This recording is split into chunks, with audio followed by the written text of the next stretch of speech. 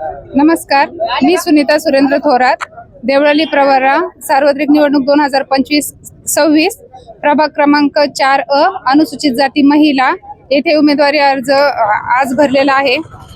गेल्या 10 वर्षापासून आम्ही निवडून आलेलो आहोत। का मागच्या पंचवार्षिक याच्यामध्ये मी निवडून आलेले होते आणि त्याच्या मागच्या अगोदर माझे पती सुरेंद्र भाऊ थोरात हे निवडून आलेले होते। गेल्या 10 वर्षापासून आमच्या कामाची पावती म्हणून येथील जनतेने, आमच्या वार्डातील जनतेने आम्हाला सर्वाधिक मताधिक्याने निवडून दिले होते।